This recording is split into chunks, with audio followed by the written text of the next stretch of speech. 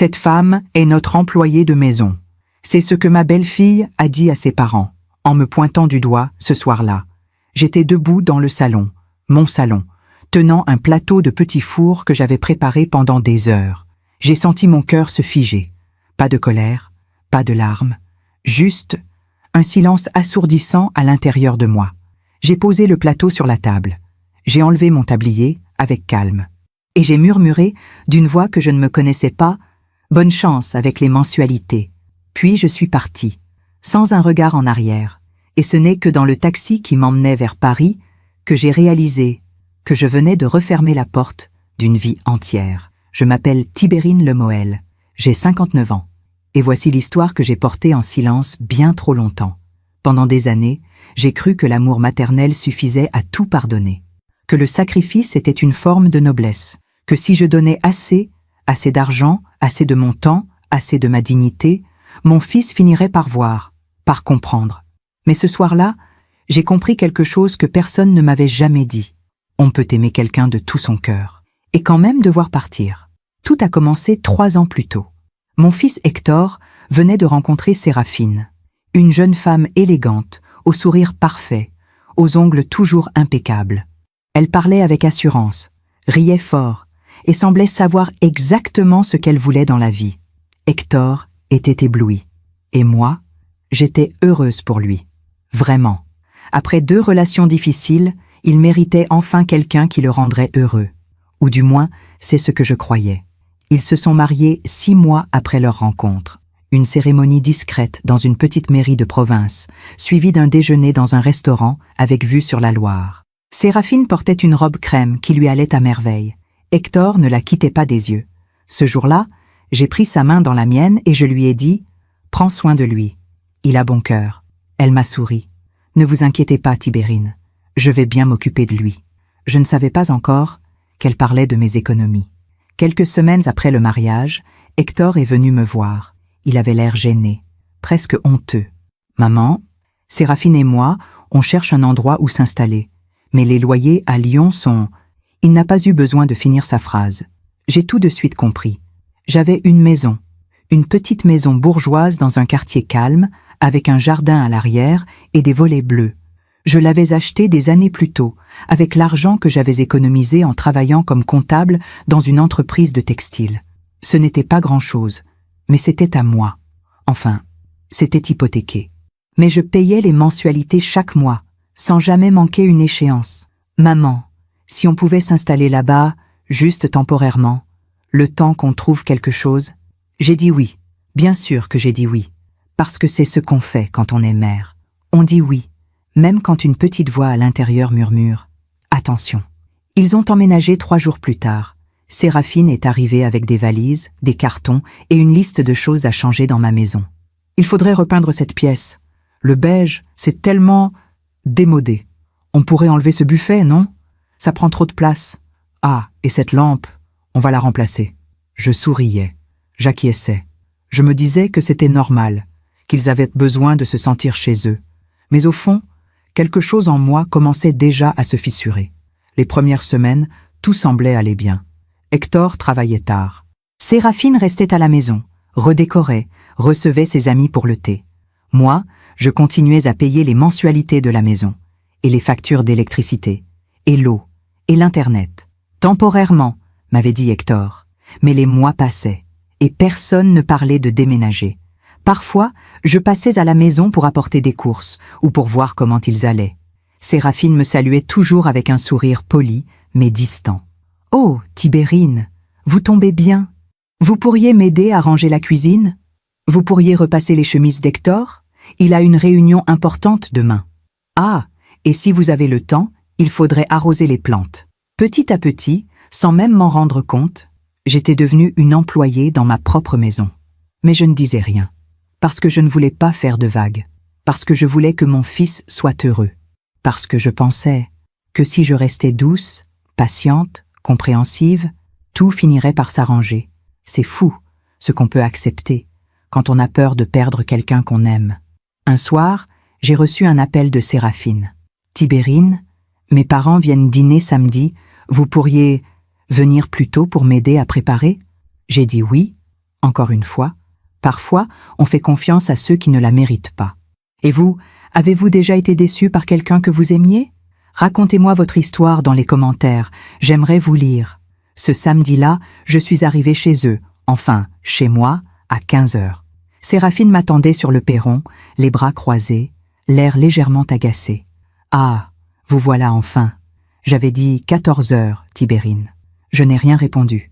J'ai juste souri et je suis entrée, mon sac de course à la main. Dans le salon, tout avait changé depuis leur emménagement.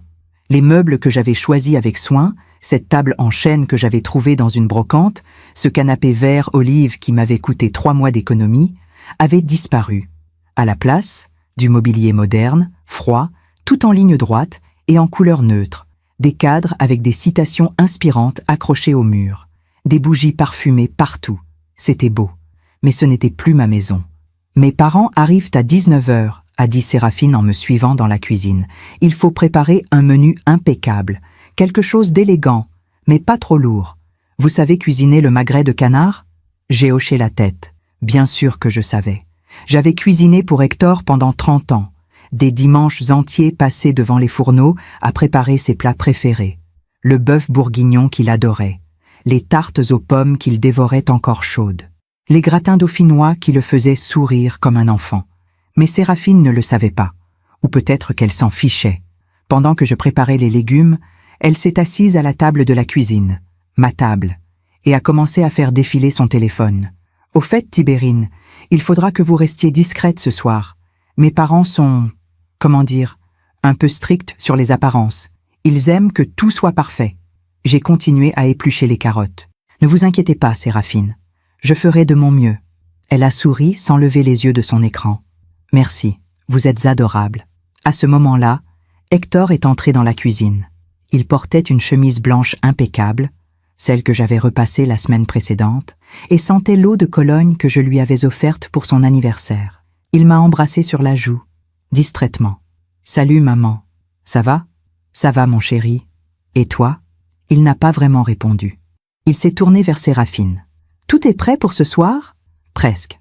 Ta mère s'occupe du repas. » Il a hoché la tête, comme si c'était normal.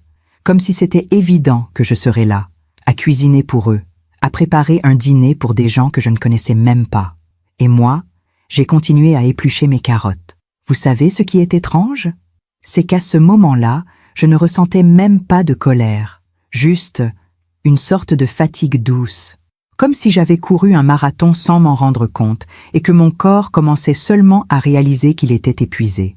Mais je me suis dit que c'était passager, que c'était juste une mauvaise journée, que demain, ou la semaine prochaine, ou le mois prochain, tout redeviendrait comme avant. On se ment tellement à soi-même, parfois, pour ne pas avoir à affronter la vérité. Pendant que le magret cuisait doucement dans la poêle, je me suis surprise à penser à l'époque où Hector était petit. Il avait 5 ans, peut-être 6. C'était un dimanche d'automne, et nous étions allés nous promener dans le parc près de chez nous. Il portait un petit manteau rouge avec des boutons dorés, et il courait partout en ramassant des feuilles mortes. « Maman, regarde celle-là, elle est toute rouge !» Il me les apportait une par une et je les mettais dans mes poches. À la fin de la promenade, mes poches débordaient de feuilles froissées. En rentrant à la maison, il m'avait demandé « Maman, tu seras toujours là, hein ?» J'avais ri. « Bien sûr, mon chéri, toujours. » Et pourtant, là, debout dans ma cuisine, à préparer un repas pour impressionner des inconnus. Je me demandais si ce petit garçon en manteau rouge existait encore quelque part, ou s'il avait disparu, remplacé par cet homme qui me regardait à peine, qui ne me demandait jamais comment j'allais, qui prenait tout ce que je donnais sans jamais rien rendre. « Tibérine, vous pouvez mettre la table ?» La voix de Séraphine m'a tiré de mes pensées. Oui, bien sûr. J'ai ouvert le placard pour prendre les assiettes, mes assiettes, celles que j'avais achetées chez un céramiste à Avignon, il y a 15 ans, mais Séraphine m'a arrêté. Non, pas celle-là. Prenez la vaisselle blanche, celle avec le liseré doré. C'est plus élégant. J'ai regardé la vaisselle qu'elle me montrait. Elle était neuve, chère, probablement achetée avec l'argent qu'ils n'avaient pas, puisque c'était moi qui payais tout. Mais je n'ai rien dit. J'ai juste pris les assiettes blanches et je les ai posées sur la table. Pendant que je dressais le couvert, Séraphine est venue vérifier mon travail. Elle a déplacé un verre de quelques centimètres, ajusté l'angle d'une fourchette, replacé une serviette, Comme ça, c'est mieux. Puis elle est repartie dans le salon, me laissant seule dans la salle à manger. J'ai regardé la table. Elle était parfaite, impeccable, froide, comme tout le reste. À 18h30, tout était prêt. Le magret reposait dans le four, la sauce aux érelles mijotait doucement, les légumes étaient glacés à la perfection. La table était dressée comme pour un magazine. Les bougies étaient allumées. Séraphine a inspecté la cuisine, puis le salon, puis la salle à manger. Elle a hoché la tête, satisfaite. « C'est bien. Vous pouvez rester pour servir, n'est-ce pas ?» Ce n'était pas vraiment une question. « Oui, bien sûr. » Elle a souri. « Parfait. Mes parents vont être impressionnés. » J'ai attendu dans la cuisine, assise sur un tabouret, les mains posées sur mes genoux. J'entendais Hector et Séraphine parler dans le salon. Ils riaient. Ils semblaient détendus, heureux. Et moi, j'étais là, dans l'ombre, à attendre qu'on ait besoin de moi, comme une employée. À 19h précise, la sonnette a retenti. J'ai entendu Séraphine ouvrir la porte, sa voix soudain plus aiguë, plus animée. « Maman! Papa! Entrez! Entrez !» Des voix inconnues, des bises, des exclamations. « Oh, quelle jolie maison! C'est magnifique, ma chérie! Tu as vraiment bon goût! » Séraphine riait, ravie. « Merci, maman. On a beaucoup travaillé pour que tout soit parfait. » Je suis restée dans la cuisine, immobile. On a beaucoup travaillé. Pas elle, pas Hector. On, comme si cette maison était la leur. Comme si chaque meuble, chaque objet, chaque parcelle de ce lieu leur appartenait. Comme si je n'existais pas. Pendant que je raconte tout cela, je me demande d'où vous m'écoutez. Écrivez le nom de votre ville en commentaire. J'aimerais savoir où vous êtes, vous qui m'accompagnez dans cette histoire. Séraphine est entrée dans la cuisine, toute souriante. « Tibérine, on est prêt. Vous pouvez apporter l'entrée ?» J'ai hoché la tête. J'ai pris le plateau de toast au saumon fumé que j'avais préparé, avec de l'aneth frais, du citron, de la crème épaisse, et je suis sortie de la cuisine. Et c'est là, en entrant dans la salle à manger, que tout a basculé. Quand je suis entrée dans la salle à manger avec mon plateau, j'ai vu les parents de Séraphine pour la première fois, Monsieur et Madame Duvernay. Lui, la soixantaine élégante, costume gris anthracite, montre en or au poignet. Elle, cheveux blonds parfaitement coiffés, tailleur crème, collier de perles. Il dégageait cette assurance tranquille des gens qui n'ont jamais eu à se soucier d'argent. Ils étaient assis à ma table, dans ma salle à manger, et regardaient autour d'eux avec une satisfaction évidente. « Quelle charmante demeure !» disait Madame Duvernay. « Vous avez vraiment fait des merveilles, ma chérie. » Séraphine rayonnait. « Merci, maman. On voulait quelque chose de classique mais moderne, élégant mais chaleureux. » Hector acquiesçait, la main posée sur celle de sa femme. Séraphine a un goût extraordinaire. Moi, je me tenais là, debout près de la porte, mon plateau à la main. Personne ne m'avait remarqué. Ou plutôt, personne ne me regardait vraiment.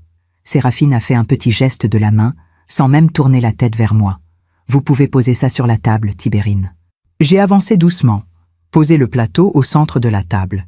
Les parents de Séraphine ont jeté un coup d'œil au toast, puis ont repris leur conversation comme si de rien n'était. « Et vous, Hector ?» a demandé Monsieur Duvernay en se servant un toast. « Votre travail se passe bien ?»« Très bien, monsieur. J'ai été promu chef de projet le mois dernier. »« Excellent, excellent. Il faut de l'ambition dans la vie. » Madame Duvernay s'est tournée vers Séraphine. « Et toi, ma chérie, tu t'occupes bien de la maison ?» Séraphine a souri, modeste. « Oh, tu sais, c'est beaucoup de travail, mais j'adore ça. Tout organiser, recevoir des amis, décorer. » Elle a fait un geste circulaire englobant tout le salon. « C'est tellement gratifiant de créer un vrai foyer, tu comprends ?» Je me suis reculée vers la cuisine, silencieuse. Personne ne m'a retenue. Personne n'a dit « Tibérine, asseyez-vous avec nous. » Personne n'a dit « Merci pour ces délicieux toasts. » Personne. Dans la cuisine, j'ai pris une grande inspiration. J'ai senti mes mains trembler légèrement. Pas de colère, pas encore. Juste une sensation bizarre, comme si quelque chose en moi commençait à se défaire. Lentement, fil par fil. Je me suis mise à préparer le plat principal. J'ai sorti le magret du four, les tranché en fines lamelles rosées. J'ai disposé les légumes glacés autour, versé la sauce aux érelles avec soin. Chaque geste était précis, automatique, comme si mes mains savaient quoi faire, même quand mon esprit était ailleurs. Pendant ce temps, j'entendais leur rire dans la salle à manger. Et puis, Tu te souviens de ce restaurant à Bordeaux? Oh oui, le foie gras était divin. Il faudra qu'on y retourne cet été. Absolument. Séraphine, tu devrais organiser un week-end là-bas. Avec Hector, bien sûr. Quelle bonne idée, maman. Je me suis arrêtée un instant, les mains posées sur le plan de travail. Un week-end à Bordeaux. Avec quel argent? C'était moi qui payais les mensualités de cette maison. Moi qui payais les factures. Moi qui, chaque mois, versais 1200 € pour que cette maison reste debout. Et eux, ils parlaient de week-end, de restaurant, de voyage, comme si l'argent tombait du ciel. J'ai repris mon souffle.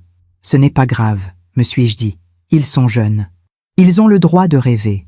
Mais une petite voix, tout au fond de moi, murmurait « Et toi, Tibérine, quand est-ce que tu as rêvé pour la dernière fois ?» J'ai apporté le plat principal. Cette fois, Monsieur Duvernay a levé les yeux vers moi. Oh, ça sent délicieux. Séraphine a souri, fière. C'est du magret de canard, avec une sauce aux érelles maison. Une recette que j'ai trouvée dans un vieux livre de cuisine. J'ai failli m'arrêter net. Une recette que j'ai trouvée. Pas que Tibérine a préparée. Pas que ma belle-mère a cuisiné avec amour pendant 3 heures. Non, que j'ai trouvée. Madame Duvernay a goûté une bouchée, les yeux fermés. Ma chérie, c'est un délice.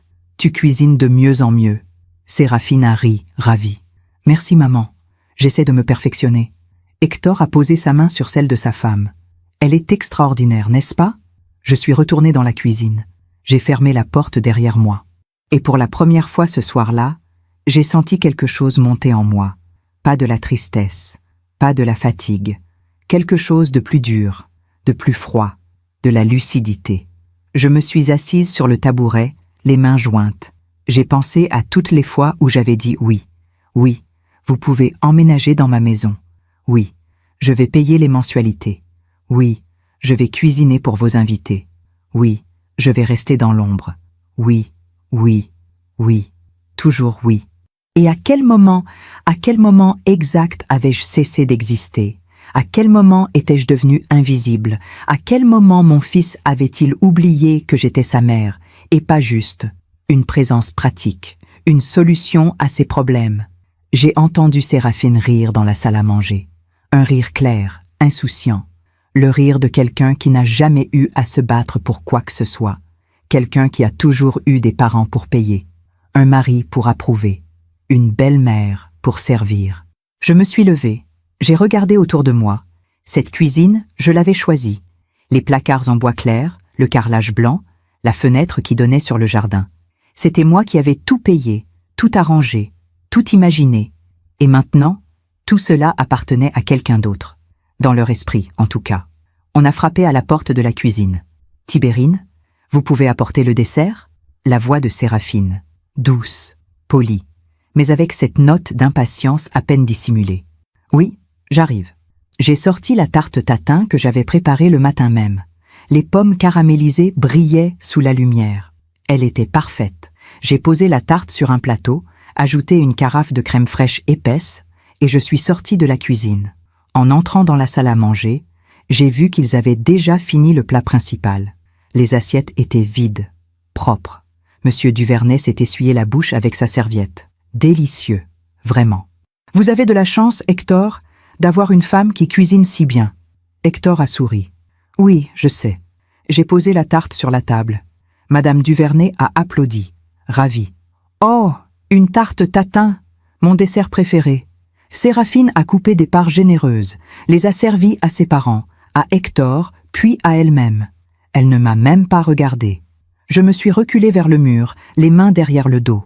Et c'est à ce moment-là que Madame Duvernay s'est tournée vers Séraphine et a demandé d'un ton léger « Mais dis-moi, ma chérie, qui est cette femme qui s'occupe de tout?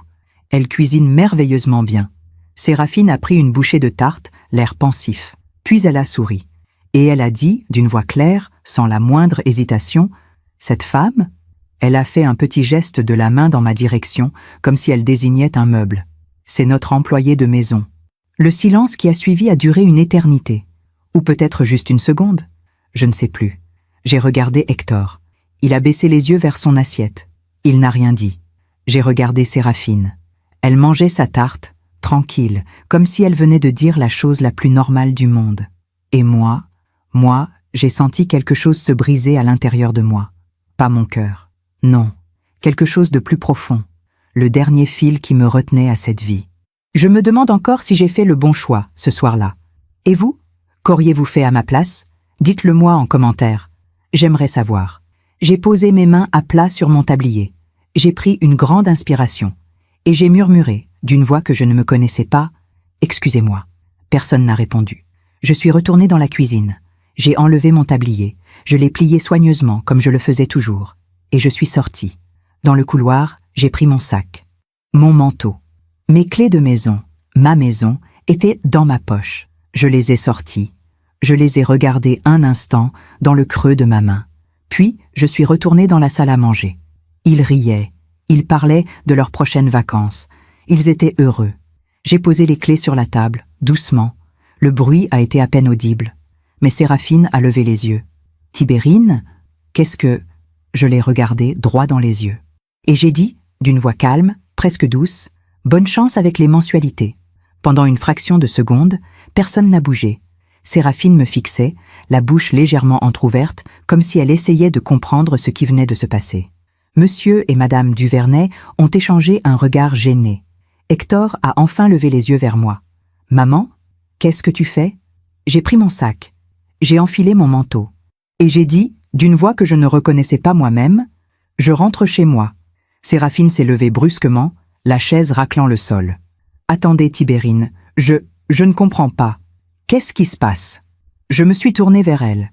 Elle avait l'air sincèrement confuse, comme si elle ne comprenait vraiment pas pourquoi je partais, comme si elle ne voyait pas le problème. « Vous m'avez présenté comme votre employé de maison, » ai-je dit calmement, « devant vos parents. » Elle a cligné des yeux. « Eh bien, je ne savais pas comment expliquer. »« Expliquer quoi, exactement ?» Hector s'est levé à son tour. « Maman, ce n'est pas ce qu'elle voulait dire. Tu te méprends. »« Ah oui ?» Je l'ai regardé. Mon fils, mon seul enfant. « Alors explique-moi, Hector. Qu'est-ce qu'elle voulait dire ?» Il a ouvert la bouche, l'a refermée. Il a jeté un coup d'œil à Séraphine, comme pour chercher du soutien. Elle lui a pris la main.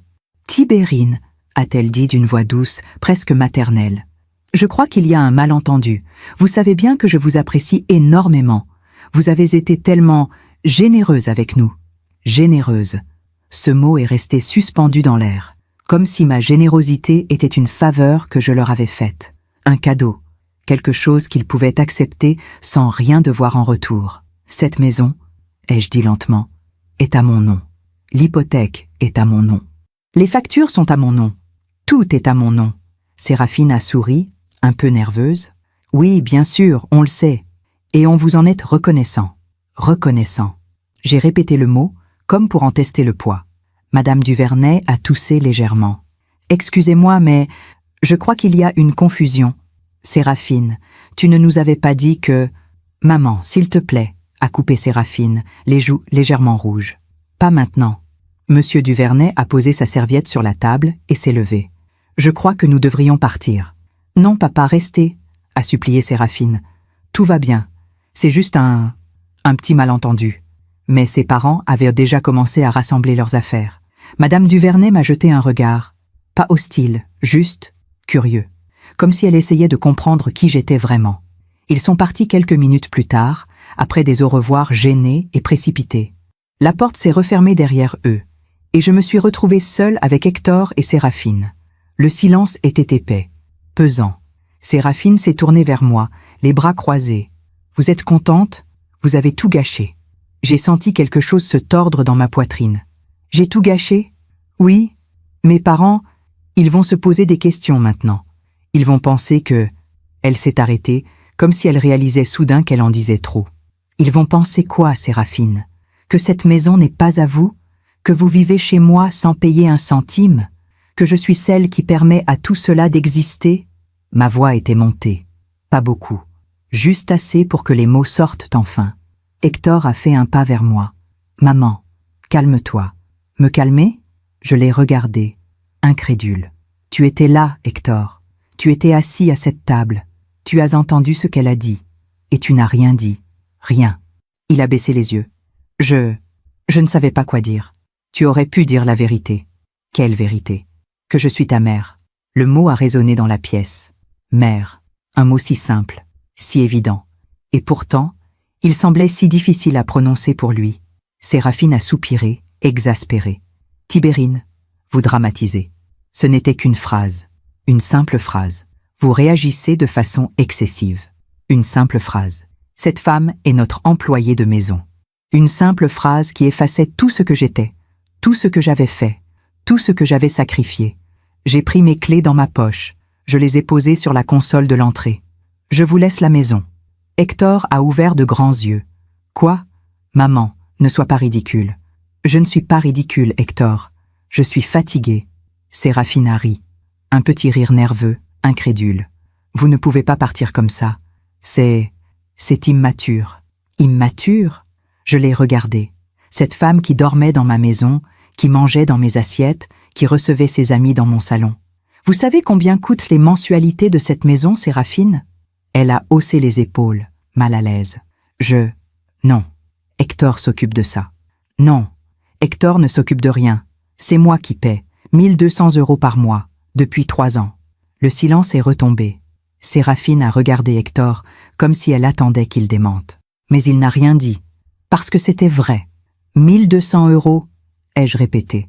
Plus les factures d'électricité, plus l'eau, plus l'Internet, plus les taxes foncières.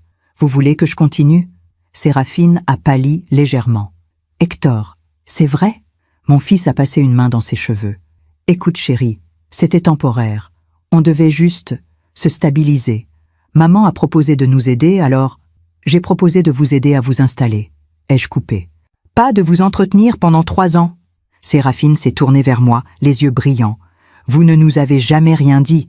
Vous auriez dû parler si ça vous posait problème. » Et là, j'ai compris. Elle croyait sincèrement que c'était ma faute, que si j'avais souffert en silence, c'était parce que je l'avais choisi, que si j'avais tout donné, c'était parce que je le voulais, comme si le silence était un consentement. « Vous avez raison, » ai-je dit doucement. « J'aurais dû parler. » Je me suis tournée vers Hector. « Et toi, tu aurais dû me protéger, me défendre, me regarder au moins. » Il a ouvert la bouche, mais aucun son n'est sorti, parce qu'il savait que c'était vrai. Il savait qu'il m'avait laissé tomber.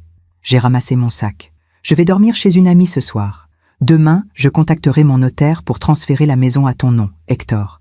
Comme ça, ce sera vraiment la vôtre. Séraphine a eu un mouvement de recul. Attendez, vous ne pouvez pas ? Si, je peux. Et vous paierez les mensualités vous-même. Bonne chance. Hector a fait un pas vers moi. Maman, ne pars pas comme ça. On peut en parler. Il n'y a rien à dire, mon chéri. Tout a été dit ce soir. J'ai ouvert la porte. L'air froid de la nuit m'a frappé au visage. Derrière moi, j'ai entendu Séraphine murmurer à Hector « Elle ne partira pas vraiment. C'est juste pour nous faire culpabiliser. » Je me suis retourné une dernière fois. Hector me regardait, les yeux humides. Séraphine, elle, avait déjà sorti son téléphone, probablement pour envoyer un message à ses parents. « Au revoir », ai-je dit, et je suis partie. Dehors, la rue était silencieuse, déserte. J'ai marché jusqu'à l'arrêt de bus, mes pas résonnant sur le trottoir. Je ne pleurais pas encore. Je me suis assise sur le banc, mon sac sur les genoux. Et pour la première fois depuis des années, j'ai senti quelque chose d'étrange. Pas de la tristesse, pas de la colère, du soulagement. Comme si un poids immense venait de tomber de mes épaules. Comme si, en posant ses clés sur la table, j'avais enfin lâché prise. Le bus est arrivé 10 minutes plus tard. Je suis montée. Je me suis assise près de la fenêtre. Et pendant tout le trajet jusqu'à chez mon amie Claire, je n'ai pas regardé en arrière. Mais dans ma tête, une petite voix murmurait « Est-ce que tu as fait la bonne chose, Tibérine ? Est-ce que tu n'aurais pas dû rester ? Essayer encore ? Pardonner ? Vous savez ce qui est terrible ? C'est qu'on nous apprend, à nous les femmes, à nous les mères, que partir est un abandon, que mettre des limites est de l'égoïsme, que dire non est une trahison. Mais, ce soir-là, dans ce bus qui m'emmenait loin de ma maison, de mon fils, de cette vie que j'avais construite de mes mains, j'ai compris quelque chose de fondamental. Parfois, partir n'est pas un abandon, c'est une survie. Claire habitait un petit appartement dans le 5e arrondissement de Lyon, au 3e étage d'un immeuble ancien avec des moulures au plafond et un parquet qui craquait sous les pas. Quand elle a ouvert la porte, ce soir-là, à 22 heures passées, elle a tout de suite vu que quelque chose n'allait pas. Tibérine ? Mon Dieu, qu'est-ce qui s'est passé ? Je suis restée là, sur le palier, mon sac à la main, incapable de parler. Elle m'a prise dans ses bras. Et c'est seulement à ce moment-là que j'ai pleuré. Claire et moi, nous nous connaissions depuis 35 ans. Nous avions travaillé ensemble dans la même entreprise de textile, à l'époque où j'étais jeune comptable et elle, assistante de direction. On déjeunait ensemble tous les midis, on se confiait nos peines de cœur, on riait de nos patrons incompétents. Elle avait été là quand mon mari était parti, il y a 20 ans. Elle avait été là quand j'avais dû élever Hector seul. Elle avait été là à chaque étape difficile de ma vie. Et ce soir-là, une fois de plus, elle était là. Elle m'a fait asseoir sur son canapé, m'a apporté une tisane à la camomille, s'est installée à côté de moi, les jambes repliées sous elle, et a attendu que je parle. Alors je lui ai tout raconté. Le mariage d'Hector, l'emménagement dans ma maison, les 3 années de silence, les factures que je payais, le dîner, les parents de Séraphine, la phrase « Cette femme est notre employée de maison ». Claire a fermé les yeux un instant, puis elle a posé sa main sur la mienne. « Mon Dieu, Tibérine, pourquoi tu ne m'as rien dit ?»« Je ne sais pas. » Et c'était vrai. Je ne savais vraiment pas. J'avais honte, je crois. Honte? Honte de quoi? D'avoir laissé faire, d'avoir été si faible. Claire a secoué la tête, les larmes aux yeux. Tu n'es pas faible, tu es une mère, c'est différent. Elle a serré ma main plus fort. Les mères, on nous apprend à tout donner, à tout sacrifier. Et après, on s'étonne qu'on ait tout perdu. Je suis restée chez Claire cette nuit-là. Elle m'a prêté un pyjama, installé un lit dans son petit bureau encombré de livres et de plantes vertes. Mais je n'ai pas dormi. Je suis restée allongée dans le noir, les yeux grands ouverts, à revivre chaque instant de cette soirée. Le sourire de Séraphine quand elle avait prononcé ces mots, le silence d'Hector, le regard gêné des parents Duvernay. Et je me suis demandé, depuis combien de temps était-ce en train de se passer? Depuis combien de temps Séraphine me considérait-elle comme une employée? Depuis combien de temps Hector acceptait-il cela sans rien dire? Depuis combien de temps vivais-je dans cette illusion? Le lendemain matin, j'ai été réveillée par l'odeur du café. Claire était déjà debout, habillée, prête à partir au travail. J'ai appelé mon bureau. Je leur ai dit que j'arriverais en retard. Elle a posé 2 tasses sur la petite table de la cuisine. « Alors, qu'est-ce que tu vas faire maintenant ?» J'ai regardé mon café, incapable de répondre. « Je ne sais pas. Tu vas retourner là-bas ?»« Je ne pense pas. » « Bien. » Claire a bu une gorgée de son café, les yeux fixés sur moi. « Parce que si tu y retournes maintenant, Tibérine, rien ne changera. Tu le sais, n'est-ce pas ?» Je le savais. Si je revenais maintenant, si je m'excusais, si je disais que j'avais exagéré, tout redeviendrait comme avant. Pire, même, parce qu'il saurait que je n'oserais jamais vraiment partir. « Je vais aller voir mon notaire, » ai-je dit lentement. « Je vais transférer la maison au nom d'Hector. » Claire a froncé les sourcils. « Tu es sûre? C'est un gros cadeau, Tibérine. » Ce n'est pas un cadeau, c'est une libération. J'ai contacté Maître Renaud, mon notaire, en milieu de matinée. Il m'a reçu dans son bureau à 14 heures. C'était un homme dans la soixantaine, lunettes rondes, costume impeccable, qui me suivait depuis 15 ans. Il a écouté mon histoire sans m'interrompre. Puis il a posé ses mains à plat sur son bureau. « Madame Lemoel, je comprends votre décision, mais je dois vous poser une question importante. »« Oui ? Êtes-vous certaine que votre fils sera capable d'assumer les mensualités ?» J'ai hésité. Honnêtement, je n'en savais rien. Hector gagnait correctement sa vie, environ 2500 € par mois. Séraphine ne travaillait pas, préférant rester à la maison pour s'occuper du foyer. Avec 1200 € de mensualité, plus les factures, plus les courses, plus toutes les dépenses du quotidien, est-ce qu'il pourrait s'en sortir? Je ne sais pas, ai-je admis. Maître Renaud a hoché la tête, pensif. Dans ce cas, permettez-moi de vous suggérer une alternative. Il a sorti un dossier, a commencé à écrire. Plutôt que de transférer immédiatement la propriété, vous pourriez simplement arrêter de payer les mensualités. Voir comment ils réagissent. Si votre fils ne paie pas, la banque entamera une procédure. Vous aurez alors tout le temps de décider ce que vous voulez faire. J'ai réfléchi. C'était plus prudent, plus intelligent. Mais une partie de moi voulait une coupure nette, définitive. Je vais y penser, ai-je dit. Maître Renaud a souri doucement. Prenez votre temps, Madame Lemoel. Les décisions prises dans la colère sont rarement les bonnes. En sortant de chez le notaire, j'ai allumé mon téléphone. Je l'avais éteint depuis la veille, incapable de gérer les appels ou les messages. Il y avait 7 appels manqués, 3 de Hector, 4 de Séraphine. J'ai écouté les messages vocaux. Le premier d'Hector, à 9 heures du matin. Maman, écoute, j'ai mal dormi. On peut se parler? S'il te plaît, rappelle-moi. Sa voix était fatiguée. Coupable.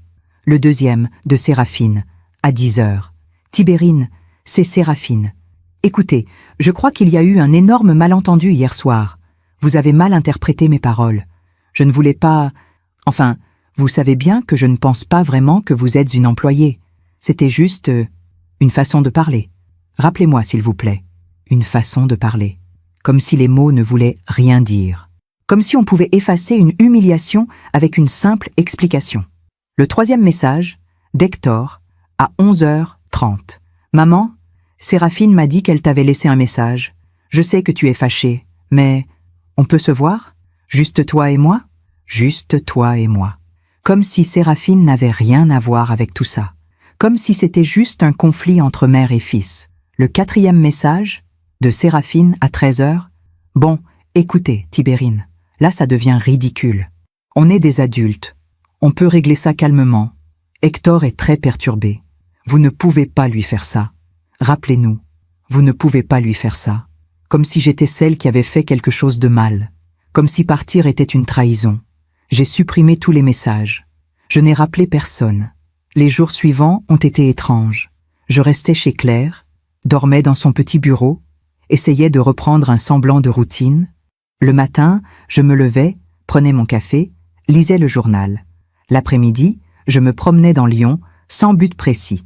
Je marchais le long des quais du Rhône, traversais les ponts, m'arrêtais devant les vitrines, sans rien acheter. Claire rentrait le soir, on dînait ensemble, on parlait. Elle me racontait sa journée. Je hochais la tête, souriais, mais j'étais ailleurs. « Tu penses à eux », disait-elle doucement. « Oui, c'est normal. Mais ce n'était pas seulement Hector et Séraphine qui occupèrent mes pensées, c'était moi. Qui étais-je, sans ce rôle de mère sacrificielle? Qui étais-je, sans cette maison à entretenir, ces factures à payer, ces gens à servir? Pendant 3 ans, toute ma vie avait tourné autour d'eux. Et maintenant, il y avait un vide immense, un silence assourdissant. Un soir, 1 semaine après mon départ, Claire m'a tendu un journal. « Regarde, un appartement à louer à Paris, 15e arrondissement. Pas cher. Paris. » J'avais toujours rêvé d'y vivre. Quand j'étais jeune, avant d'avoir Hector, avant de me marier, j'avais voulu y aller. Mais la vie en avait décidé autrement. « Tu penses vraiment que je devrais recommencer à zéro ?» Claire a souri. « Tibérine, tu as 59 ans, pas 90. Tu as encore toute une vie devant toi. » J'ai regardé l'annonce. Un petit studio. 35 mètres carrés, vue sur une cour tranquille. 800 € par mois. Moins que ce que je payais pour leur maison. Je vais y réfléchir, ai-je dit. Mais au fond de moi, quelque chose commençait à s'éveiller. Quelque chose que je n'avais pas ressenti depuis très longtemps. De l'espoir. 2 jours plus tard, j'ai reçu un appel d'un numéro inconnu. J'ai hésité avant de répondre. « Allô? Madame Lemoel ?» Une voix de femme, âgée, distinguée. « Oui, c'est moi. Je suis Madame Duvernay, la mère de Séraphine. Nous nous sommes brièvement rencontrés l'autre soir. » Mon cœur s'est arrêté. « Oui, je m'en souviens. Écoutez, je ne sais pas si c'est ma place de vous appeler, mais j'aimerais vous parler. En privé. Juste vous et moi. » Je ne savais pas quoi dire. À quel sujet? À propos de ce qui s'est passé. À propos de ma fille. Elle a marqué une pause. Je crois que vous méritez d'entendre certaines choses. Nous nous sommes donné rendez-vous le lendemain, dans un petit salon de thé près de la place Bellecour. J'y suis allé sans savoir ce qui m'attendait, sans savoir que cette conversation allait tout changer. Le salon de thé était presque vide ce mardi matin. Quelques tables occupées par des retraités qui lisaient leur journal, une jeune femme avec un ordinateur portable, et dans le fond, près de la fenêtre, Madame Duvernay. Elle portait un tailleur beige impeccable, ses cheveux blonds toujours parfaitement coiffés. Mais quand elle a levé les yeux vers moi, j'ai vu quelque chose que je n'avais pas remarqué lors du dîner. De la fatigue, et quelque chose qui ressemblait à de la tristesse. « Madame Lemoel, merci d'être venue. » Elle s'est levée pour me serrer la main, puis elle a fait signe à la serveuse. « 2 thés, s'il vous plaît. Earl Grey pour moi. Et pour vous? Pareil, ai-je murmuré. Nous sommes restées silencieuses un moment. Madame Duvernay fixait sa tasse vide, les mains jointes sur la table. Puis elle a pris une grande inspiration. « Je vais être directe avec vous, Madame Lemoel, parce que je pense que nous sommes toutes les deux trop vieilles pour les faux-semblants. » J'ai hoché la tête. Ce soir-là, quand vous êtes partie, j'ai posé des questions à ma fille. Beaucoup de questions. Elle a marqué une pause. Et j'ai découvert des choses qui m'ont profondément troublée. La serveuse est arrivée avec nos thés. Madame Duvernay a attendu qu'elle s'éloigne avant de continuer. Séraphine nous avait dit que la maison était à elle et Hector, qu'ils l'avaient achetée ensemble, qu'ils la payaient ensemble. Elle m'a regardé droit dans les yeux. Elle ne nous avait jamais dit que c'était vous qui payiez tout. J'ai baissé les yeux vers mon thé. Je vois. Non, je ne crois pas que vous voyiez. Sa voix était ferme, mais pas hostile. Pendant des mois, ma fille nous a fait croire qu'elle et son mari étaient installés, indépendants. Nous étions fiers d'elle.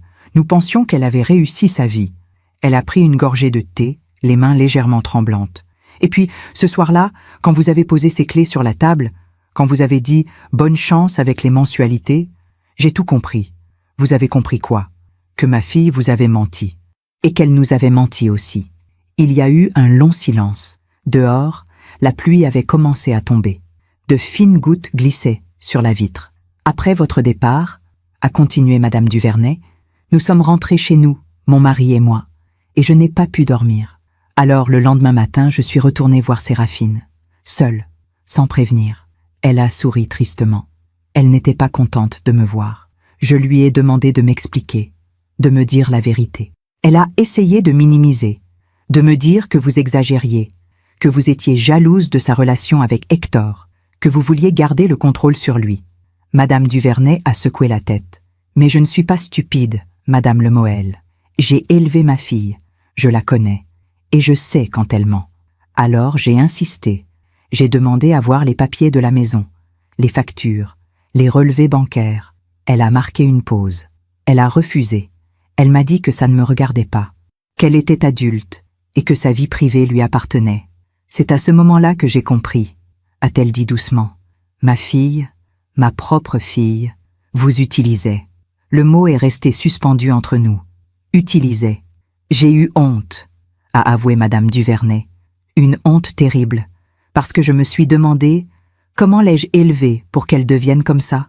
Ses yeux se sont embués. On lui a tout donné. Une belle éducation, des voyages, des vêtements, de l'argent, tout. Et pourtant, elle est devenue quelqu'un qui prend sans jamais donner. J'ai posé ma main sur la sienne, instinctivement. Ce n'est pas votre faute. Si, c'est notre faute. Elle a retiré sa main, s'est essuyé les yeux avec un mouchoir en tissu qu'elle a sorti de son sac. Nous l'avons trop protégée, trop gâtée. Nous lui avons appris qu'elle méritait tout sans jamais rien devoir en retour. Elle a repris son thé, les mains plus stables maintenant. Hier, j'ai parlé à mon mari. Nous avons pris une décision. Quelle décision? Nous n'aiderons plus Séraphine financièrement, plus un centime. Si elle et Hector ne peuvent pas payer les mensualités, ce sera leur problème, pas le vôtre et pas le nôtre. J'ai ouvert de grands yeux. Mais c'est votre fille. Justement, c'est ma fille, et il est temps qu'elle grandisse. Madame Duvernay m'a regardée avec une intensité que je n'attendais pas. Elle a 32 ans, Madame Lemoel. 32 ans. Et elle n'a jamais travaillé un seul jour de sa vie. Je ne savais pas ça. J'avais toujours cru que Séraphine avait eu une carrière avant de rencontrer Hector. Mais non. Elle était passée directement de la maison de ses parents à celle de mon fils, sans jamais gagner son propre argent, sans jamais se battre pour quoi que ce soit. Vous savez ce qui est drôle? A dit Madame Duvernay avec un rire amer. Nous pensions lui avoir trouvé un bon mari, un homme stable, avec un bon travail. Elle a secoué la tête. Mais en réalité, c'est elle qui a trouvé une bonne belle-mère, quelqu'un de généreux, de discret, qui ne poserait pas de questions. Ces mots m'ont frappé comme une gifle, parce qu'elle avait raison. Séraphine ne s'était pas mariée avec Hector par amour. Enfin, peut-être qu'il y avait de l'amour. Je ne pouvais pas le nier complètement. Mais il y avait autre chose aussi, une opportunité. Vous savez ce qu'elle m'a dit, la semaine dernière ?» a continué Madame Duvernay. « Elle m'a dit qu'elle voulait un enfant. Mon cœur a bondi. Un enfant ? Oui. Elle dit que c'est le bon moment, que la maison est parfaite pour élever une famille.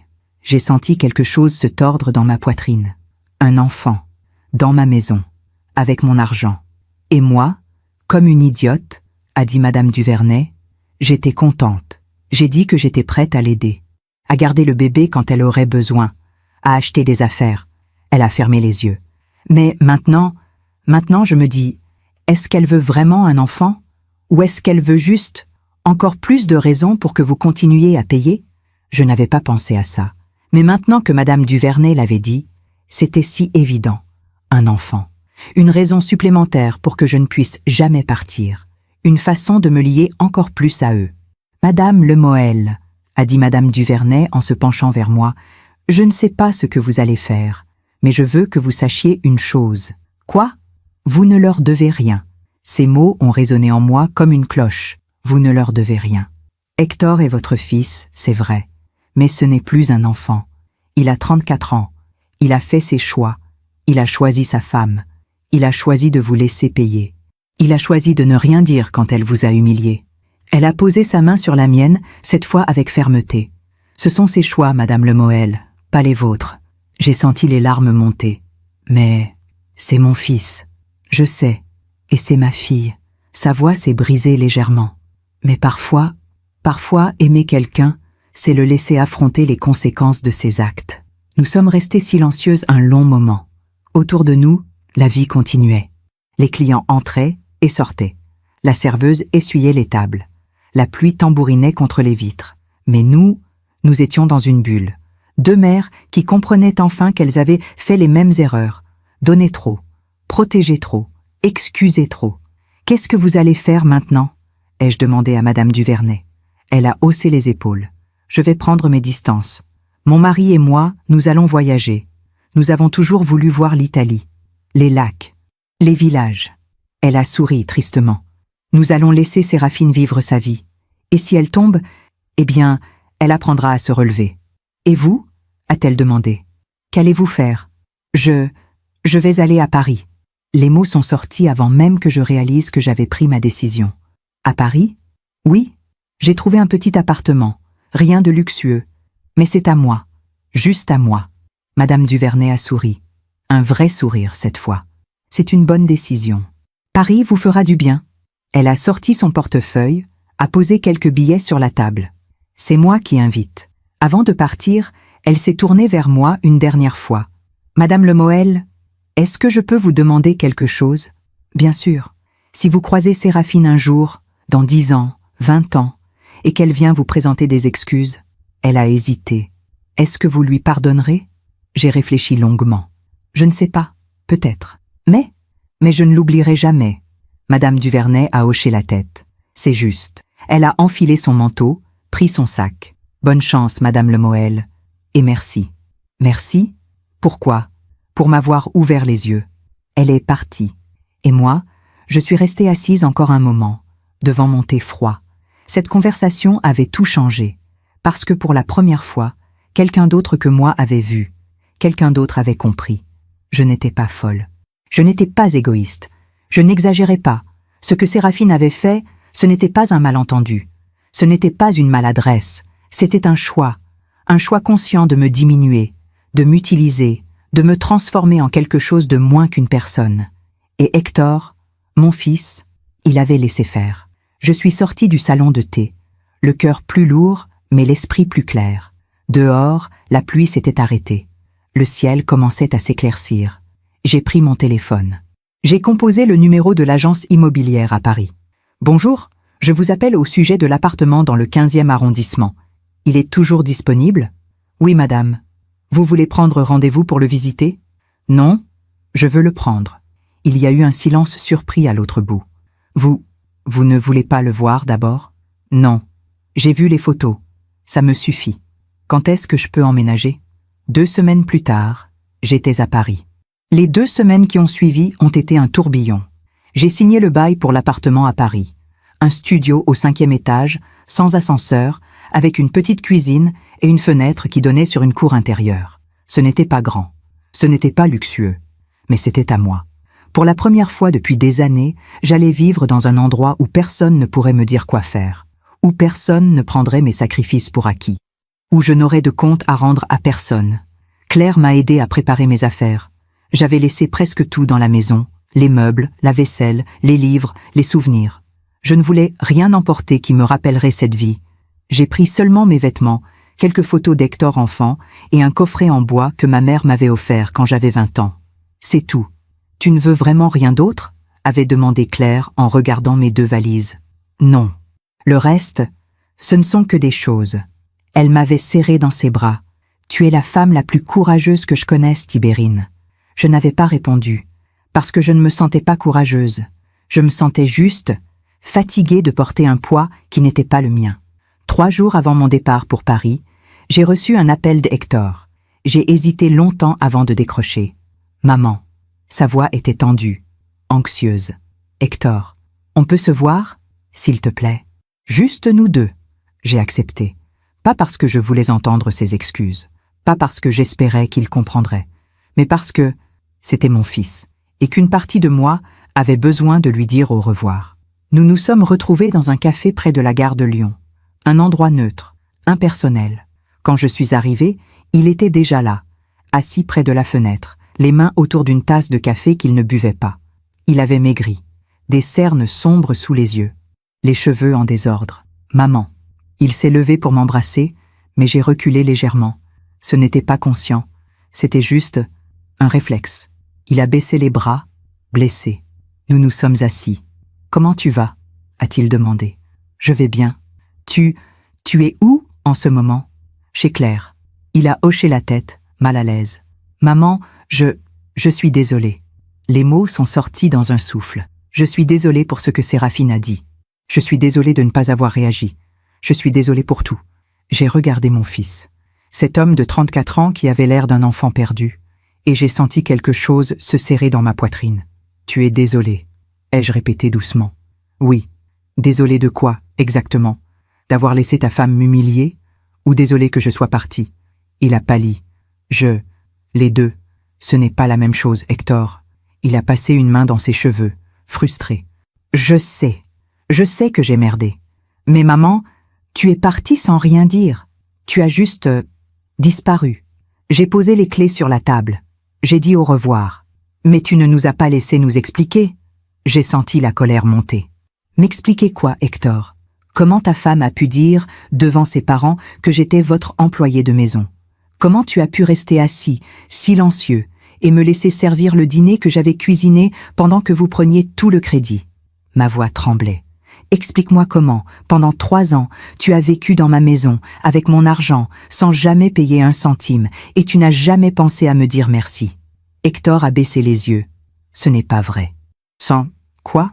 Je t'ai dit merci, plein de fois. Quand? Il a réfléchi, cherchant dans sa mémoire, mais il ne trouvait rien, parce qu'il ne l'avait jamais fait. Hector, ai-je dit plus doucement, tu sais combien je payais chaque mois pour cette maison? Oui. Enfin, je savais que tu payais, mais 1 200 € de mensualité, plus 300 € de facture, plus les courses, plus tout le reste. Il a ouvert de grands yeux. 1 200 €? Oui, mais je croyais que c'était moins. J'ai ri, un rire amer. Tu croyais, mais tu n'as jamais demandé. Il y a eu un long silence. Autour de nous, les gens commandaient leur café, lisaient leurs journaux, vivaient leur vie. Et nous étions là, 2 étrangers qui essayèrent de se retrouver. « Maman, reviens !» Sa voix s'est brisée. « S'il te plaît, on va tout arranger. Séraphine va s'excuser, on va te rembourser, on va... » Non. Le mot est sorti avec une fermeté qui m'a surprise moi-même. « Non, Hector, je ne reviendrai pas. » Il a levé les yeux vers moi, les larmes au bord des paupières. « Mais pourquoi ? Parce que je ne peux plus. Parce que pendant 3 ans, je me suis oubliée. J'ai oublié qui j'étais. J'ai oublié ce que je voulais. J'ai vécu pour vous, pour ta femme, pour cette maison. Et j'ai disparu. » Ma voix tremblait, mais je continuais. Et ce soir-là, quand Séraphine a dit que j'étais votre employée, elle a dit tout haut ce que je ressentais depuis longtemps. « Mais ce n'est pas vrai !» a protesté Hector. « Tu n'es pas une employée. Tu es ma mère. Alors pourquoi tu m'as laissé servir le dîner sans rien dire? Pourquoi tu m'as laissé cuisiner, nettoyer, payer, sans jamais rien donner en retour ?» Il n'a rien répondu, parce qu'il n'y avait rien à répondre. « Tu sais ce qui me fait le plus mal ?» ai-je continué. « Ce n'est pas Séraphine. Ce n'est pas l'argent. Ce n'est même pas l'humiliation. C'est quoi alors ? C'est toi. J'ai vu la douleur traverser son visage. Tu es mon fils, mon seul enfant. Je t'ai élevé seul. J'ai travaillé pendant des années pour te donner une belle vie, pour que tu ne manques de rien. Les larmes coulaient maintenant. Et ce soir-là, quand elle a dit ces mots, tu n'as rien fait. Tu m'as laissé là, debout, humilié, et tu n'as rien dit. Je suis désolé, a-t-il murmuré, les larmes coulant sur ses joues. Je suis tellement désolé. Je sais. Alors reviens, s'il te plaît. On va tout recommencer. Non. Mais maman, Hector, écoute-moi. J'ai pris sa main dans la mienne. Je t'aime. Je t'aimerai toujours. Mais je ne peux plus vivre comme ça. Qu'est-ce que tu vas faire? Je déménage à Paris. Il a ouvert de grands yeux. Paris? Oui. J'ai trouvé un petit appartement. Je commence une nouvelle vie. Et nous? Et la maison? La maison est à toi maintenant. Enfin, presque. J'ai sorti une enveloppe de mon sac. J'ai parlé à mon notaire. J'ai arrêté de payer les mensualités. À partir de maintenant, c'est toi qui devras payer. Il a pris l'enveloppe, les mains tremblantes. À l'intérieur, il y avait tous les documents de la maison. Les relevés bancaires, les factures, tout. Mais, maman, je ne peux pas payer 1200 € par mois, avec mon salaire. Alors tu vendras la maison, ou tu trouveras un moyen, mais ce ne sera plus mon problème. Il a levé les yeux vers moi, paniqué. Tu es sérieuse? Oui, mais on va perdre la maison. Peut-être. Et ça ne te fait rien? J'ai réfléchi longuement avant de répondre. Si, ça me fait quelque chose, mais pas autant qu'avant. Il a secoué la tête, incrédule. Je ne te reconnais pas. Moi non plus. J'ai souri tristement. Mais je commence à m'aimer, comme ça. Hector a pleuré. Pas comme un homme, comme un enfant. Et une partie de moi voulait le prendre dans mes bras, lui dire que tout irait bien, que maman était là. Mais je ne l'ai pas fait, parce que maman n'était plus là. Pas de cette façon. Je me suis levée. Je dois y aller. Maman, attends. Hector, je l'ai regardé une dernière fois. Je t'aime, mais je ne peux plus te sauver. Tu es un adulte. Il est temps que tu apprennes à te sauver toi-même. Je suis sortie du café. Dehors, le soleil brillait. J'ai marché jusqu'à l'arrêt de bus, les larmes coulant silencieusement sur mes joues. Je ne me suis pas retournée. 2 jours plus tard, j'ai reçu un message de Séraphine. Long, rempli d'excuses, de promesses. Elle disait qu'elle avait réalisé son erreur, qu'elle était prête à changer, qu'elle voulait me rembourser, qu'elle m'aimait comme sa propre mère. J'ai lu le message une fois, puis je l'ai supprimé. Le lendemain, Claire m'a conduite à la gare. Nous nous sommes dit au revoir sur le quai. Tu m'appelleras? Tous les jours. Tu me promets que tu vas bien? Je te promets que je vais essayer. Elle m'a serré fort dans ses bras. Je suis fière de toi. Merci d'avoir été là. Toujours. Le train est arrivé. Je suis montée. J'ai trouvé ma place près de la fenêtre. Et pendant que le train quittait Lyon, pendant que je regardais la ville disparaître derrière moi, j'ai senti quelque chose de nouveau. Pas de la tristesse, pas de la culpabilité, de la liberté. Paris. Je suis arrivée un jeudi après-midi, sous un ciel gris et doux. La gare de Lyon était bondée. Des voyageurs pressés, des touristes avec leurs valises, des enfants qui couraient partout. Tout ce bruit, ce mouvement, cette vie, c'était étourdissant après des semaines de silence intérieur. J'ai pris le métro jusqu'au 15e arrondissement, ligne 6, direction Nation. Les stations défilaient, Pasteur, Sèvres-le-Courbe, la Motte-Piquet-Grenelle. Je regardais les gens autour de moi. Une jeune femme qui lisait un livre, un homme âgé avec un bouquet de fleurs, 2 étudiantes qui riaient. Personne ne me connaissait. Personne ne savait qui j'étais, d'où je venais, ce que j'avais laissé derrière moi. J'étais anonyme. Et c'était exactement ce dont j'avais besoin.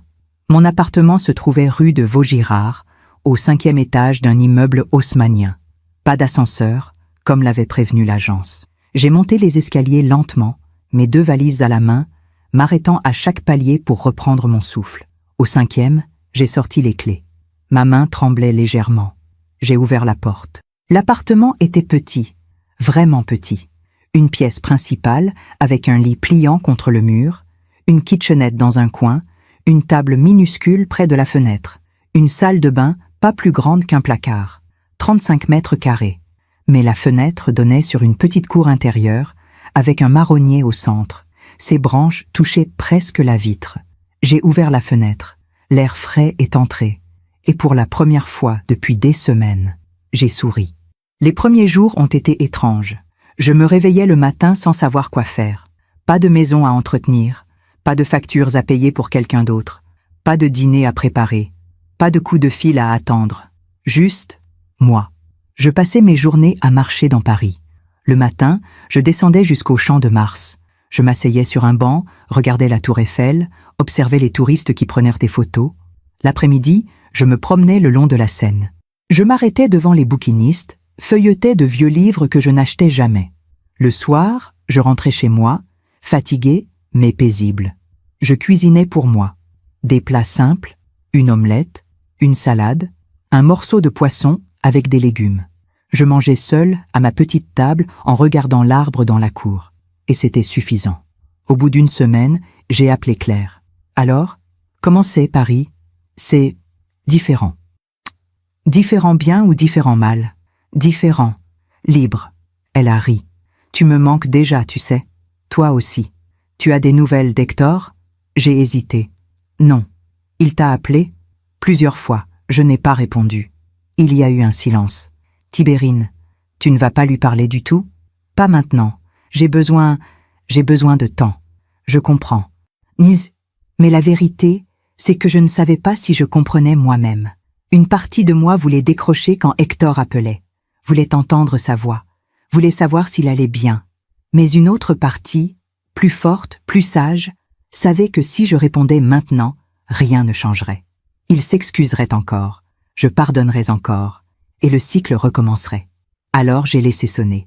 Encore et encore, jusqu'à ce que les appels s'espacent, puis s'arrêtent. Un mois après mon arrivée à Paris, j'ai trouvé un travail. Rien de glorieux, rien qui nécessitait mon diplôme de comptable, juste un petit boulot dans une librairie du quartier latin. Le propriétaire, Monsieur Arnaud, était un homme dans la soixantaine, cheveux blancs, lunettes rondes, qui parlait de livres comme d'autres parlent de leurs enfants. Il m'a embauché sans poser beaucoup de questions. Vous aimez lire? Oui. Vous savez utiliser une caisse enregistreuse? Je peux apprendre. Parfait. Vous commencez lundi. C'était un travail simple. Accueillir les clients, ranger les livres, conseiller les lecteurs perdus dans les rayons. Je ne gagnais pas beaucoup. 900 € par mois. Mais c'était mon argent. Gagné par mon travail. Pour moi. Les semaines ont passé. J'ai commencé à reconnaître les clients réguliers. La vieille dame qui venait tous les jeudis acheter des romans policiers. L'étudiant qui passait des heures dans le rayon philosophie sans jamais rien acheter. La jeune mère qui cherchait des livres pour enfants. Un après-midi, une femme est entrée dans la librairie. La cinquantaine, cheveux courts poivre et sel, regard vif. Elle a parcouru les rayons pendant une bonne demi-heure, puis elle est venue me voir. « Excusez-moi, vous auriez quelque chose sur recommencer sa vie après 50 ans ?» J'ai souri. « Vous cherchez un roman ou un essai ?»« Les deux peut-être. Je ne sais pas. » Elle a hésité. « Je viens de divorcer, après 28 ans de mariage, et je ne sais pas qui je suis, toute seule. » Quelque chose dans sa voix m'a touchée. « Attendez. » Je suis allé chercher 3 livres. Je les ai posés devant elle. Celui-ci parle d'une femme qui recommence à 0 à 55 ans. Celui-là est un essai sur la reconstruction de soi. Et celui-ci, c'est juste une belle histoire. Pour se rappeler qu'il y a encore de la beauté dans le monde. Elle a pris les 3 livres, les yeux brillants. « Merci. »« De rien. »« Non, vraiment. Merci. On dirait que vous comprenez. » Je l'ai regardée. « Oui, je comprends. » Elle est repartie avec ses livres. Et moi, je suis resté derrière le comptoir, le cœur étrangement léger, parce que j'avais aidé quelqu'un. Non pas en payant pour elle, non pas en me sacrifiant, non pas en m'oubliant, juste en étant là, en écoutant, en comprenant. Le soir, en rentrant chez moi, j'ai réalisé quelque chose. Je n'étais plus la même personne. La femme qui avait quitté Lyon il y a 2 mois, celle qui se sentait coupable, perdue, brisée, elle n'existait plus. À sa place, il y avait quelqu'un de nouveau. Quelqu'un qui marchait plus lentement, mais plus sûrement. Quelqu'un qui souriait moins souvent, mais plus sincèrement. Quelqu'un qui s'appartenait. Un soir, en novembre, j'ai reçu un appel d'un numéro que je ne connaissais pas. J'ai décroché, hésitante. « Allô? Madame Lemoel ?» Une voix d'homme, formelle. « Oui, c'est moi. Je suis maître Dupuis, notaire à Lyon. Je vous appelle au sujet de la maison située rue de la Charité. » Mon cœur s'est serré. « Oui, votre fils, Monsieur Hector Lemoel, n'a pas payé les mensualités depuis 3 mois. La banque a entamé une procédure de saisie. J'ai fermé les yeux. 3 mois. Ils avaient tenu 3 mois. Je vois. La banque souhaite savoir si vous comptez reprendre les paiements. Si oui, la procédure peut être annulée. Non. Le mot est sorti fermement. Non, je ne reprendrai pas les paiements. Il y a eu un silence surpris à l'autre bout. Vous en êtes certaine? Oui. Madame Lemoel, si la saisie va jusqu'au bout, la maison sera vendue aux enchères. Votre fils perdra tout. Je sais. Vous ne voulez pas réfléchir encore? En parler avec lui? Non. C'est sa maison maintenant. Sa responsabilité. Le notaire a soupiré. Très bien. Je vais informer la banque. Merci. Madame Lemoel? Oui? Puis-je me permettre une question personnelle? J'ai hésité. Allez-y. Vous ne regrettez pas? J'ai regardé par la fenêtre. Dehors, la nuit tombait. Les lumières de Paris s'allumaient une à une. L'arbre dans la cour perdait ses dernières feuilles. Non, ai-je répondu doucement. Je ne regrette pas. Après avoir raccroché, je suis restée assise un long moment dans le noir. J'ai pensé à Hector, à Séraphine. Je me suis demandé ce qu'ils ressentaient en ce moment. S'ils avaient peur, s'ils me détestaient, s'ils comprenaient enfin. Puis j'ai pensé à moi, à cette femme de 59 ans qui avait tout quitté pour se retrouver. Et j'ai compris quelque chose de fondamental. Parfois, la plus grande preuve d'amour, c'est de laisser tomber, de laisser les gens vivre leurs propres erreurs, affronter leurs propres conséquences, grandir à travers leurs propres douleurs. Parce qu'en les sauvant constamment, je ne les aidais pas. Je les empêchais de devenir adultes. J'ai allumé la lampe, j'ai préparé une tisane. Je me suis assise à ma petite table avec un livre que j'avais emprunté à la librairie. Et j'ai lu, tranquillement, sans culpabilité, sans téléphone qui sonne, sans personne qui attend quelque chose de moi, juste moi. Enfin, l'hiver est arrivé sur Paris. Décembre a recouvert la ville d'un froid sec et lumineux. Les vitrines des grands magasins brillaient de 1000 feux. Les marchés de Noël s'installaient sur les places. Les gens marchaient vite, emmitouflés dans leurs manteaux. Moi, je continuais ma vie tranquille. Le matin, je me levais tôt. Je prenais mon café en regardant l'arbre nu dans la cour. Je partais travailler à la librairie. Le soir, je rentrais chez moi, je cuisinais, je lisais. Une vie simple, une vie à moi.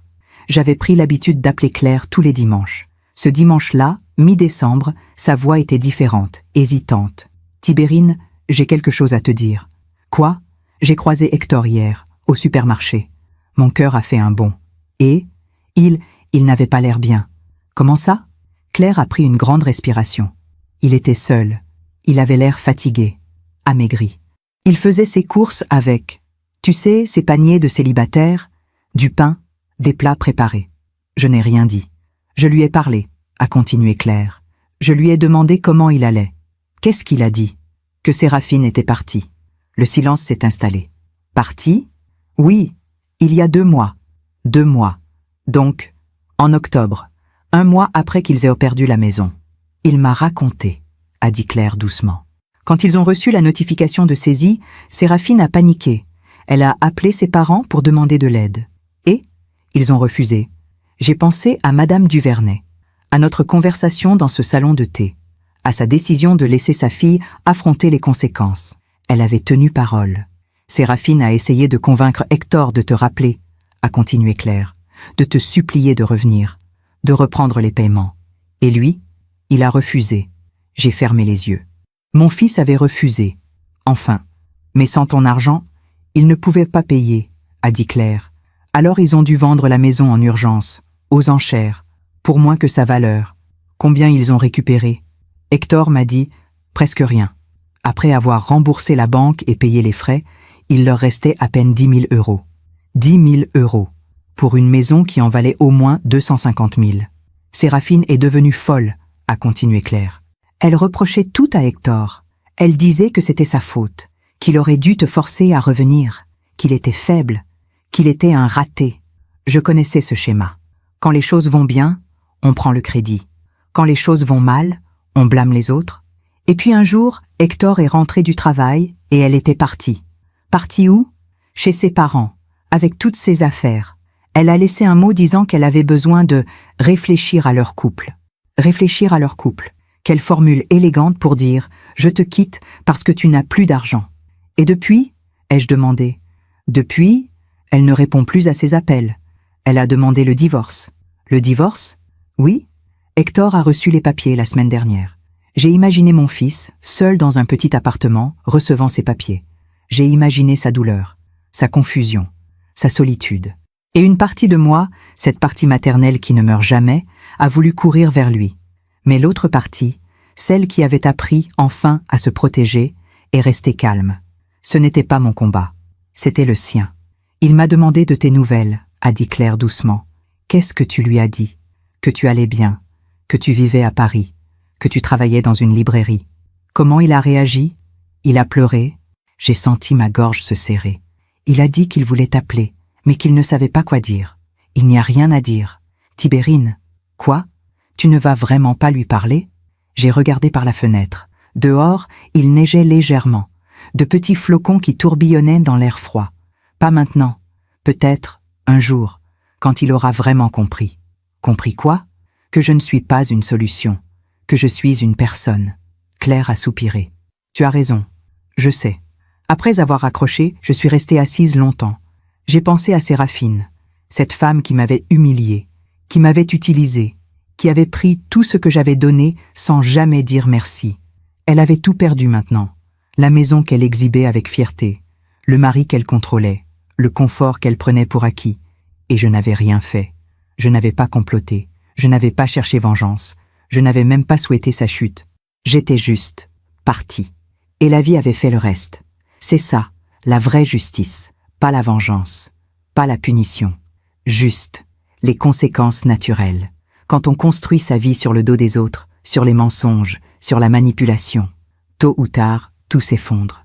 Quelques jours plus tard, juste avant Noël, j'ai reçu une lettre. L'enveloppe était élégante, papier crème épais, écriture soignée. Je l'ai ouverte, intriguée. Chère Madame Lemoel, j'espère que cette lettre vous trouve en bonne santé. Je prends la plume aujourd'hui pour vous donner quelques nouvelles, même si je ne suis pas certaine que vous souhaitiez les entendre. Ma fille, Séraphine, est revenue vivre chez nous il y a 2 mois. Elle a quitté votre fils après la perte de la maison. Je ne vais pas vous mentir. Les premières semaines ont été difficiles. Elle était en colère. Elle accusait tout le monde, vous, Hector, nous, le monde entier, de sa situation. Mais mon mari et moi avons tenu bon.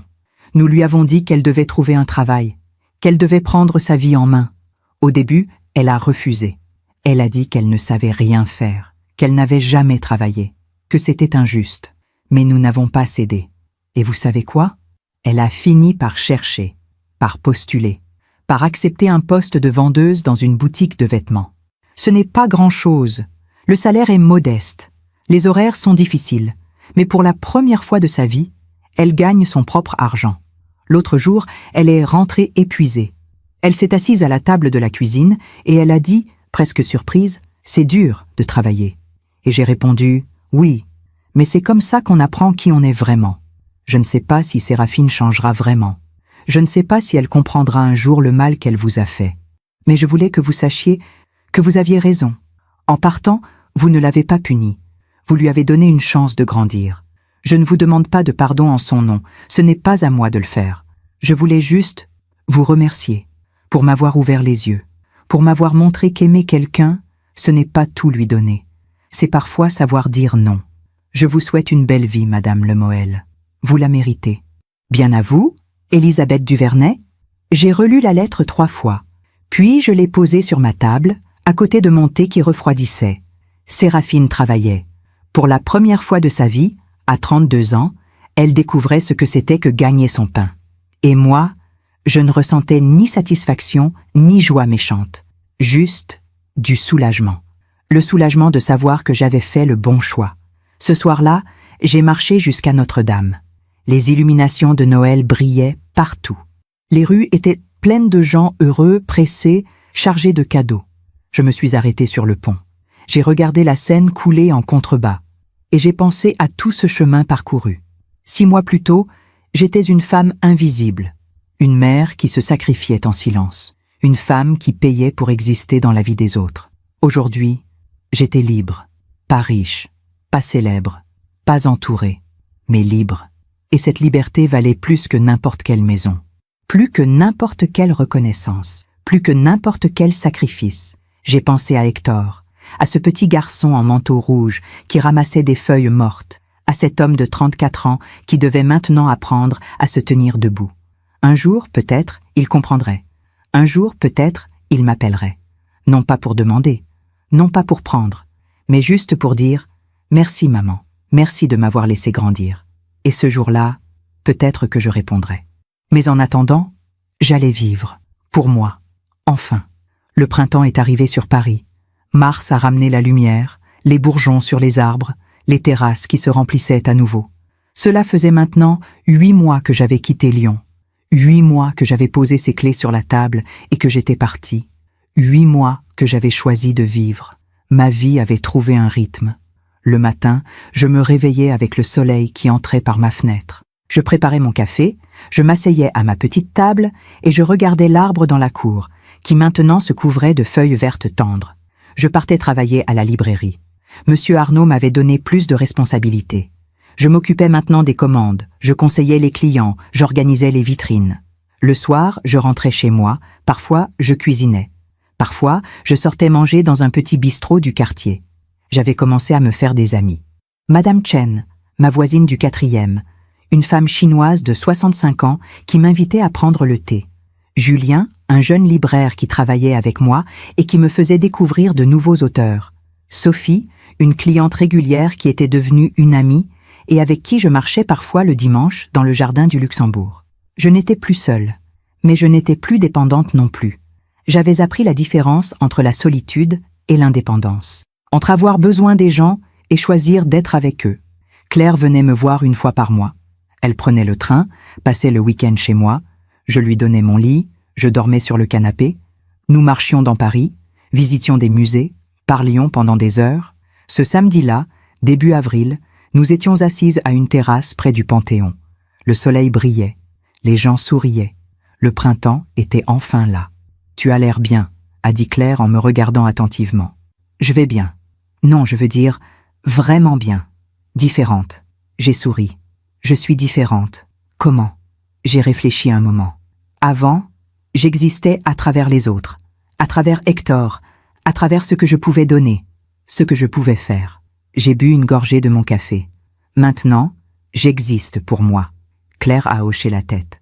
Et Hector, tu as des nouvelles? Non. Tu ne veux toujours pas lui parler? J'ai regardé les gens autour de nous, des étudiants qui riaient, un couple âgé qui se tenait la main, une jeune femme qui lisait seule, paisible. Un jour, peut-être, quand il sera prêt, quand je serai prête. Tu penses que ce jour viendra? Je ne sais pas, mais je ne vis plus dans l'attente. Claire a souri. Tu sais ce que j'admire chez toi? Quoi? Tu ne parles jamais de vengeance. Tu ne dis jamais de mal de Séraphine ou même d'Hector. Tu as juste avancé. Parce que la vengeance ne sert à rien, ai-je dit doucement. Elle ne répare rien. Elle ne change rien. Elle te garde juste prisonnière du passé. Et tu n'es plus prisonnière. Non. Tu sais, a dit Claire en jouant avec sa cuillère. Hector est venu me voir la semaine dernière. Mon cœur a bondi.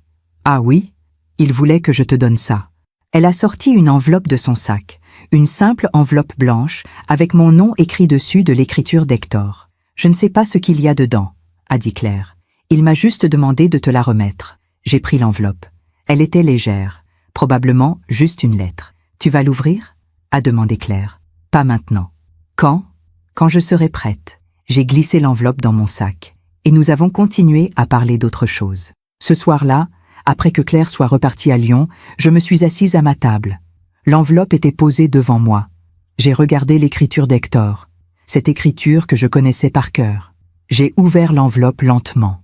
À l'intérieur, une lettre, 3 pages, écrite recto verso. Maman, je ne sais pas si tu liras cette lettre. Je ne sais même pas si Claire te l'a donnée. Mais je devais l'écrire, parce qu'il y a des choses que je dois te dire. Des choses que j'aurais dû te dire il y a longtemps. Je suis désolée. Ces mots sont si petits, si insuffisants pour tout ce que j'ai fait, ou plutôt tout ce que je n'ai pas fait. Je suis désolée de ne pas t'avoir défendu ce soir-là. Je suis désolée d'avoir laissé Séraphine te parler comme ça. Je suis désolée d'avoir vécu dans ta maison pendant 3 ans sans jamais te demander si tu allais bien. Je suis désolée d'avoir pris ton argent, ton temps, ton amour, comme si tout cela m'était dû. Quand tu es parti, je ne comprenais pas. J'étais en colère. Je pensais que tu exagérais, que tu étais injuste. Mais maintenant, je comprends. J'ai tout perdu, maman. La maison, ma femme, ma fierté. Et dans cette perte, j'ai enfin vu qui j'étais devenu. Un homme qui prenait sans jamais donner.